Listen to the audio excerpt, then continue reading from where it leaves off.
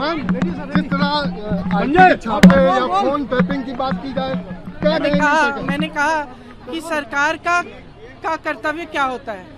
विकास कराए, जनता की समस्याओं को समझे, उनको सुलझाए, जो अत्याचार हो रहे हैं उनको रोके। इसके बजाय ये सरकार लोगों के फोन टैप करने के लिए बैठी हुई है।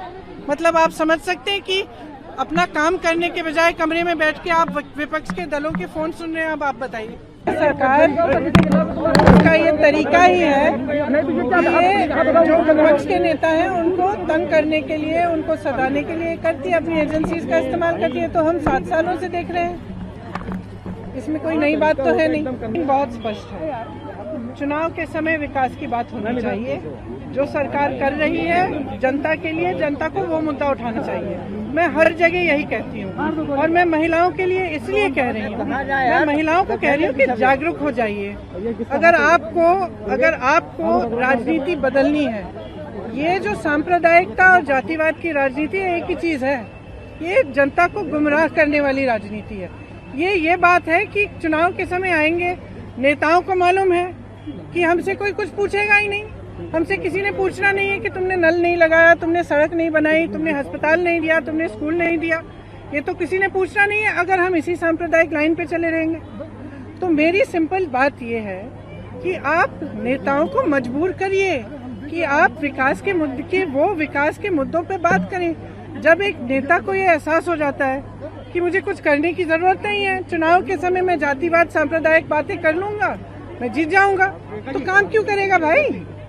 तो मेरी स्पष्ट लाइन यही है।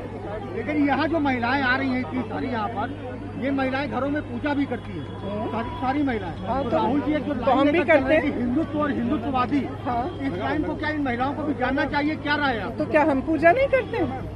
ये सरकार अपनी एजेंसियों को ऐसे ही इस्तेमाल करती है, जहाँ भी जब भी चुनाव आता है किसी न किसी को प्रताड़ित करते हैं। आपको लगता है अखिलेश यादव को प्रताड़ित किया जा रहा है? देखिए, डिटेल्स मुझे नहीं मालूम उनके केस के, लेकिन ये मुझे जरूर मालूम है कि जो केंद्र की सरकार है वो इन एजेंसियों का दुरुपयोग करती है। ये मुझे अच्छी तरह से मालूम है। इसमें सबसे बड़ी शक्ति है महिला। अपनी शक्ति पहचान के एकजुट हो जाए ना, तो राजनीति बदल देगी और देश भी बदल देगी। मैम जिस तरह आईटी छापे या फोन टैपिंग की बात की जाए, क्या मैंने कहा कि सरकार का कर्तव्य क्या होता है? विकास कराए, जनता की समस्याओं को समझे, उनको सुलझाए, जो अत्याचार हो रहे हैं उनको रोके।